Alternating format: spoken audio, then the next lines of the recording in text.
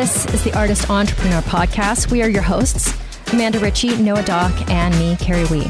We're three artists brought together by the love of circus and dance. Amanda from the world of Cirque du Soleil as an aerial soloist. Noah, our academic, and me from the commercial dance world. This is one of the greatest jobs in the world, but it comes with uncertainty. Each episode contains insight on how to pursue art-based businesses. We'll have a variety of guests and have lively weekly Discord. Tune in every week to hear our perspectives on the minefield that is the artist's way of life.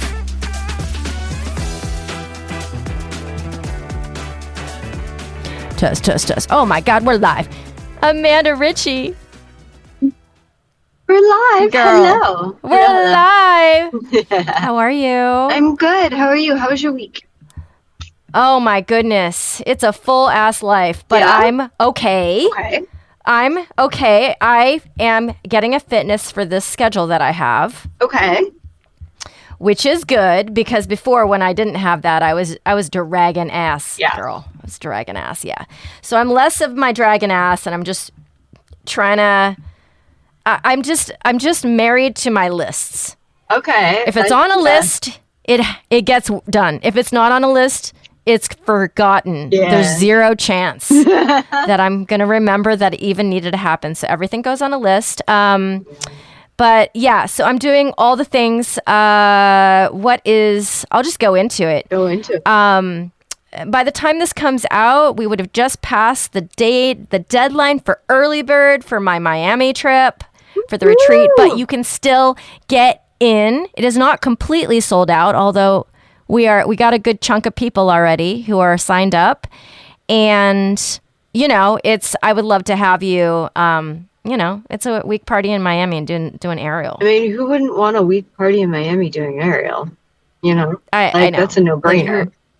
Who would want that? Seriously. So, just doing that.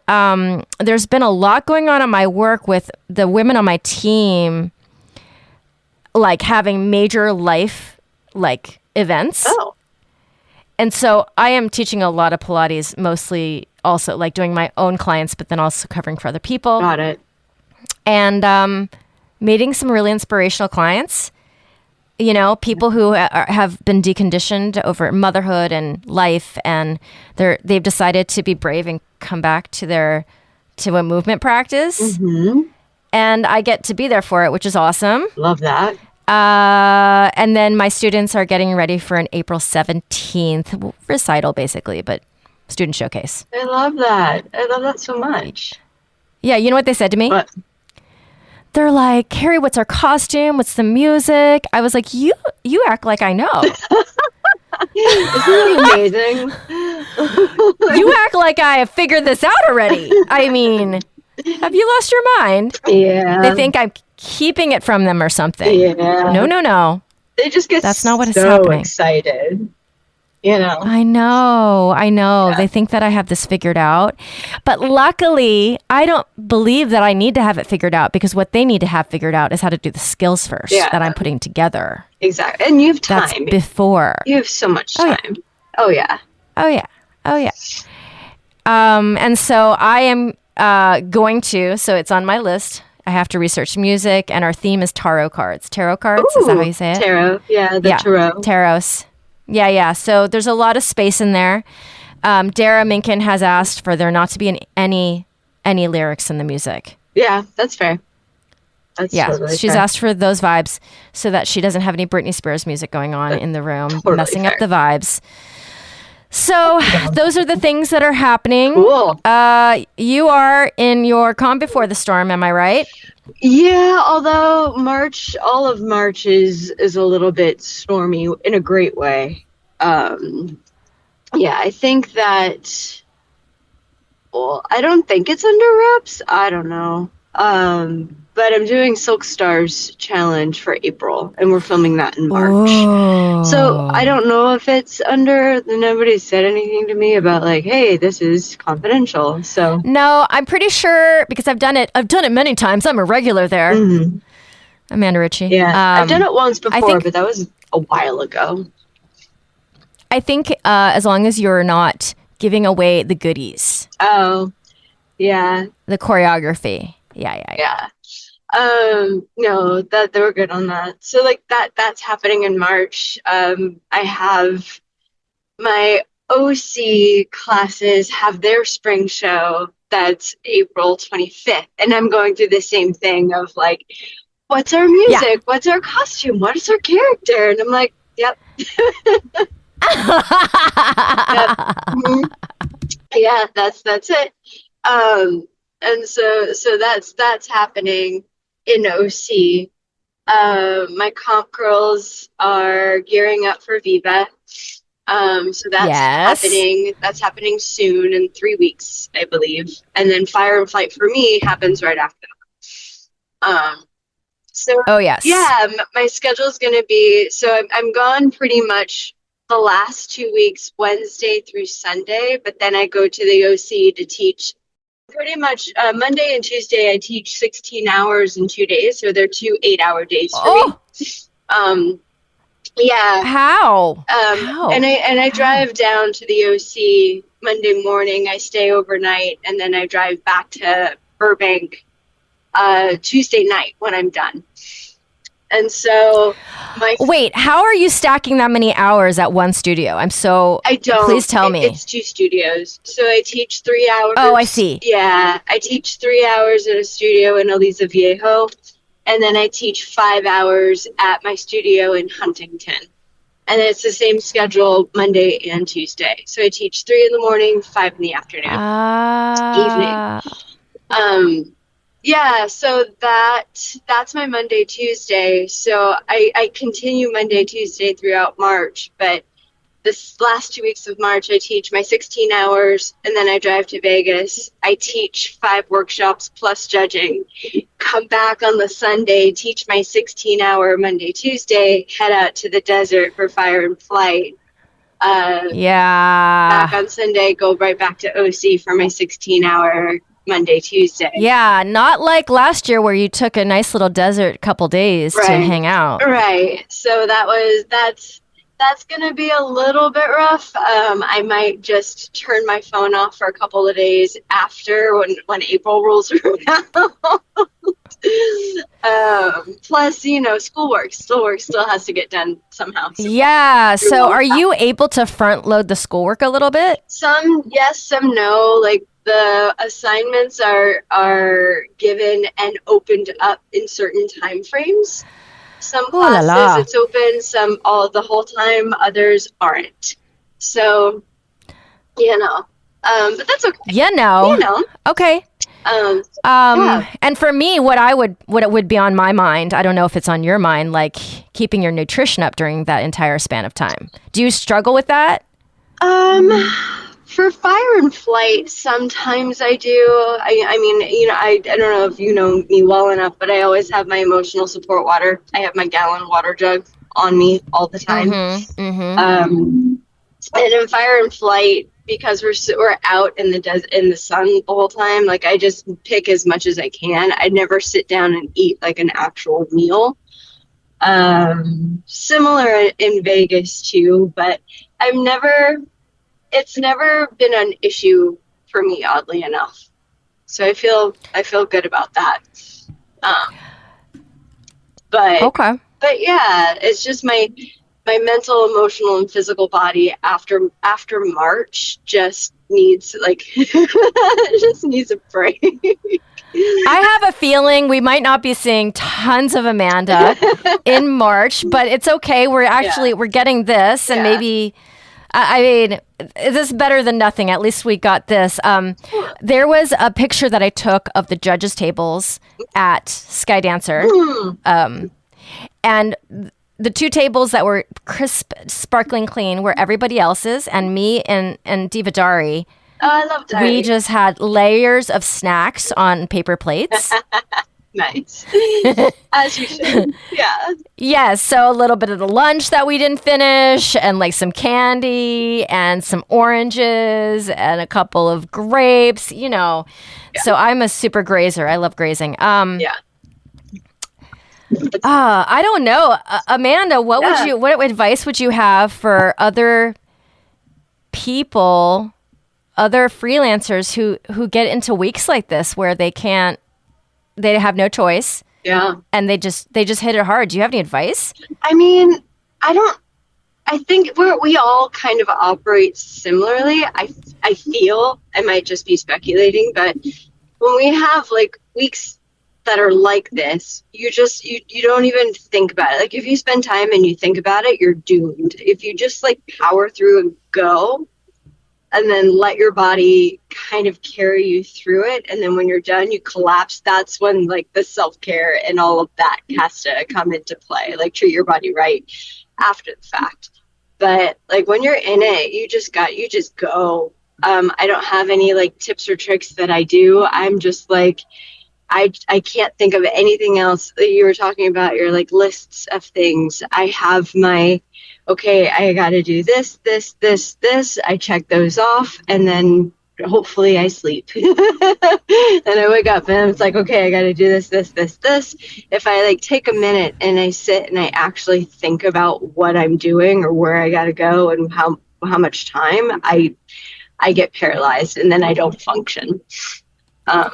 So it's not advice, but I feel like everybody who operates on a tight schedule like that is similar, especially because it's not like a sustained thing. It's a seasonal thing. It's just 2 weeks, you know? Yes. So yes, it's fine. I can do 2 weeks of really back-to-back crammed hard of things because I know that there's an end date. There's a time where I can rest. It's not like this is my all day every day, you know? I have a logistical question. Yeah. Do you always, knowing that you have this, do you always extend your taxes? This is the first year I actually have to extend my taxes. Okay. I am usually on it. I book and this year I did too. I booked my appointment when I got back from Europe to set up for February, but I had to reschedule that for later in May because none of my W-2 tax information from all of my people would arrive in time, which was frustrating. Got it. Yeah, but I'm usually on it. I don't like to extend. I don't like to wait. This year I had to, because the only appointment that they had after I had already made my appointment for February was May, which sucked. Oh, because they were already starting to fill up. Yeah. Got it. Yeah, so that sucks. Right. But yeah, but you know, there's no penalty to it as long as you file your extension. You're good. Well, can I tell you what's happening right now, which is really making me think hard about doing this again? Yeah. Is that the IRS got it wrong, and they're telling me that I owe for late taxes because they never got the extension. But my tax person, their office does all the things to make sure that, you know, it's like the mail's insured, like we have paper documents of all that extension. So now I have to go through the appeals process. I'm like, oh my God, is this even worth it? So I might this year be just doing my best. Like this weekend, actually, I was supposed to go to Houston to teach at Kai Circus. We've decided to postpone. Okay. So I might do my taxes, like get a big chunk of it done this weekend. And then, and I just connected with Dallas Circus Center, and I'm teaching a workshop there on a Sunday in April. I'll get you guys the details for that as well. Nice. So we're kind of just doing all this. I have to say that when I listen to your schedule about teaching that much aerial, I'm like, oh my God. But then I think about it, like when I'm at full pace at Lifetime, I'll be teaching 6 sessions a day there. Yeah. 5 days a week. And then I go into my other studio 3 days a week. So, and then I do all of this stuff outside of that. You know, the podcast producing, the getting my little herding cats. Noah's one cat and Amanda's the other. That's like the most frustrating part of the podcast, of that being like a job. It's like getting us scheduling ourselves. Yeah, that's the hardest part. That's like, yeah, most frustrating. You know, I was so hopeful at the beginning of this year. I was like, I'm hoping to get us on the same time every week. And then, of course, there's just no fucking way. life with especially for I'm the most regular, but I'm not even that regular with my schedule. So, pretty fun. but I love that the siblings of this podcast make an effort as much as possible to get together. Does your trip to Europe feel like 1,000 years ago? Oh my God, it feels like I don't even remember it, which is heartbreaking. Yeah. It's so heartbreaking to me. I'm like, I want to go back.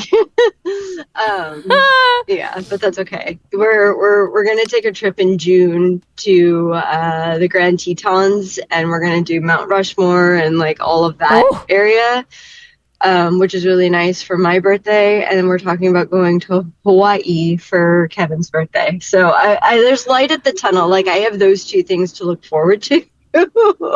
So I'm like, okay, cool, we're good. You know? Yeah, so good. Yeah. Okay, so Amanda, do you have anything on your mind that's come up recently that might be a topic for today? By any chance? Anything in your mind? You know, the only thing that because you had said, and it's not a topic of, I don't think that would fit, or it could even be extended into a topic, but when you said that you had inspiring people, I have a student who celebrated her 80th birthday this week. And holy hell balls, she's in class with like everybody else who is 20 years her junior doing the exact same thing. Pull-ups, inverts, combos, like nothing. I'm like, what is your secret? Like, and she's not somebody that grew up doing this type of thing. She also does pole too. And I was like, please just direct me into what it is in your psyche, in your physical body, in your spirit that like you're able to do all of this and like take it on the chin like everybody else. And I'm like, that's incredible, you know? That is so impressive in a couple ways. Now, if you and I make it to 80 years old, also deep into our practices in the air, I will be very impressed. Same. But for somebody who didn't have all of that muscle memory going into it, like when did she start? I don't know. I didn't dive too deep into her story, but she started maybe 10 years ago, which put her at 70. In her 70, yeah. You know? But she'd been active her whole life, not with this type of stuff, but you know, and she like goes out, she goes to concerts, she goes out with friends, she goes out on dates, like who are you? Oh my God, that's amazing. Yeah. Oh my God. Yeah. I have my own bestie who's 94. What? Her name's Sammy. She's my new bestie. I love it. She gives me relationship advice, even though her partner, you know, passed away some time ago. But she gives me like old school, like great grandmother advice. I love She has increased her, not maintained, increased her strength since I've met her, which is only 2 months. Wow. And her mobility. Yeah. She is doing like, we train the stairs, like the stairs in the gym. Not the stair machine, just the stairs. Right. Walking up and down stairs. And walking up and down the stairs. And when I first had her, she would like have to stop halfway, hands gripping the thing, you know, and you got to give her credit because she could take the elevator. Right? Yeah, but she chooses not to. Yeah. She can now walk up those stairs without holding onto the railings. Wow. I know. And I'm like, what? It's never too late. And I think back to like the time when I was like 20s, I was so hard on myself for like any little imperfection, you know, and I look at these people and I'm like, it's not too late. It's never too late. Like you can do amazing things when you're pushing 100 even. Like what? Yeah. Like, yeah. Yeah. Yeah. And her friends, of course, she's got friends who just can barely get out of their off their couch because they can't, you know, they're not doing this functional movement. You know what? I'm looking at my list of potential topics that we, you know, my in-house list. And there's one that we never talked about that I feel like really like ties into what we're talking about, which is shooting shots. And shooting shots / miss, you know, you miss all the shots you don't take. So I have to say that my assistant, Ren, her name's Catherine, she started working with me and now she's assisting me.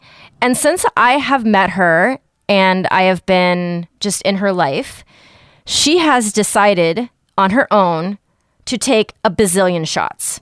Love it. Whatever that courage came from or wherever those ideas came from, she just decided, fuck it. I am putting myself out there for every opportunity that I have interest in. And I'm saying yes. And there are times in your career where you have to say yes to everything. And there's times in your career that you need to say no to a lot of things. But what always kind of comes up for me when I talk to young artists or entrepreneurs that, you know, kind of ask advice of like, how do I get on the road to where I need to go? And it has to be shooting shots, because the thing is that if you play this numbers game, right? If you take part in 2 opportunities, your max payoff is 2 wins. That's the highest ish, you know, like unless something crazy happens and somebody offers you 2 opportunities for the price of 1, your max is 2. But if you put yourself out there for 100 things, your max, like your number is going to be somewhere in there. Yep. Oh, 100%. I mean, how did you over time get all the jobs that you have now? Like, can you think about that process? Yeah. Like after you left Cirque du Soleil, well, and also that you said in a prior podcast that you just went to every casting door and knocked on it and put your paper in there, right? Yeah. So it's the same thing after, you know, you being a professional teacher. Do you have any thoughts on that process for yourself? Like if you think back. Yeah. After Cirque, when I moved to LA, I mean, so I lived in, where did I live? I lived in North Hollywood when I first moved to LA. And I really wanted to do the whole acting thing. So I would go to acting school in Santa Monica. And I wasn't working my first like few months of living here. And so I would walk along the beach and I came across TSNY. And I was like, So I went in and I was like, hey, I'm looking for a job. Do you guys do aerial? Can I maybe do a demo class for you? See how I, do things. I did a demo class and then they hired me on the spot. And I stayed there for a year. And then I kept meeting people and doing things. Like I remember I taught in Montebello, which is a city that I don't even remember where it is. It's southeast, I believe, of LA. And I taught dance, which I hadn't taught dance in maybe 20 years at that point. But it was work. It was just something that I was able to grab a hold of. And I think I found that job on Craigslist even. And so like little random things, like I'm also the person that if I have free time in my schedule, I need to fill it with something that can make money on. I need to fill it with work. I need to fill it with something, training, work, whatever. So free time in my schedule doesn't bode well with me. And if I have free time in my schedule, I'm looking on StageLink, I'm looking on auditions, I'm looking on all of those things. And that's how I found primarily my first 3 or 4 teaching gigs when I moved to LA. Yeah. Mm-hmm. That's it. Yeah. You know what? I feel like is a good piece of advice for people who are starting in an artistic career. You got to get your pacing up. Yeah. The pace of your day, the pace of your life. And not to say that you can't rest, because you have to rest. Yeah. But there's not a lot of putzing around. No. You know what I'm saying? There shouldn't be a lot of putzing around. Like get on top of your shit. Yeah. Whether it's a lot of things like my friend Jeremy, who's been on this podcast because he works for HBO as creative head of their marketing. And he would always say to me, because we're both freelancers, And we lived in the same complex. That's how we knew each other. And he would always be just shocked that by the time he got to his car in the morning, because we both didn't have jobs, right? Yeah. I would be gone. Yeah. Like I would be at a yoga class at 7:30 already. Yeah. So it's this like, you put yourself on that train and then you just put yourself on the train. And you got to go it. Yeah. I remember when I was in Vegas and I was still in Cirque and I had made the decision I had already bought a house in LA and I had made the decision to move to LA, but I was still performing. I was still under contract. I drove to LA for an audition and then I had to turn around and drive right back. Like I drove, I made it within like 10 minutes of my audition. I did the audition and then I got in my car and I drove back to Vegas to make it in time for my first show that night. Because that's what I wanted. That's what I had set my sights on, so, and it was an opportunity that wasn't going to happen again. I ended up getting a call back, but I couldn't go because I was performing, which sucked. But I was so proud of myself for getting myself to that audition in the time that it took and booking a call back. So even though I wasn't able to take that job or to even, do that second audition, that proved to myself that like, I can do this. Like I can do things if I just put the effort behind it, So I think that's really important. If you're willing to put the effort behind it, like you're going to be okay. Yeah. And that kind of comes like I think about the passion that it takes to be an entrepreneur and then even more to be an artist entrepreneur. Mm-hmm. I feel like it's a really good weeding out for yourself. Like if you're in the beginning of this process and you find that that your passion can't really turn into a pace, mm-hmm. and that you don't want to go at that rate, mm-hmm. it might not be the best thing for you. Right. I mean, I don't know. What do you think? Do you feel like if you don't like that, there's a good chance that, I think about all three of us and all three of us function like that. Yeah. Oh, completely. Well, I will say like now that I'm older, my hustle has gotten a little bit less in the sense of, okay. Yeah. In the sense of I'm not putting myself out there and like scouring and hustling for work. Like if people ask me to do a gig here and there, I'll take it. I will always say yes if my schedule permits me to. But I'm not going out there, printing out resumes and looking for things. So well, it sounds like same as me. Yeah. My hustle hasn't actually, I don't agree that your hustle is less. I think that your hustle has evolved. Maybe. I like that turn of phrase a little bit better. Yeah. Plus I'm not performing like the hustle I don't feel like I'm hustling. I feel like I'm just in my flow state. I'm in my work state. Like I have my work, whatever comes to me is a complete byproduct that I've done years and years prior in my life. Yes. So I don't feel that it's a hustle. I feel like it's the byproduct of all of that work years prior. Yes. Well, at the beginning of the year, my other friend with Greener Grass, my co-host, she always likes to pick a word mm-hmm. that kind of like symbolizes where she is in her life at that time. Mm-hmm. And she likes to do it at New Year's. And the year before, I'd chosen abundance because I was like, I need this money to start turning. Mm-hmm. Let's go. I love money. And then this year, this year I had already started at Lifetime and that was starting to come, like I was starting to like, okay, I can breathe. I've got a check coming every week from one place. I get a check from every month coming from another place. I got workshops, this weekend and the other weekend, and it starts to feel like I can breathe a little bit. Yeah. And so my word this year, I didn't talk about it on this podcast, but I chose the word magnetic. Ooh, good word. Yes. Because I want it. I want all the fruit that I've planted. Yep.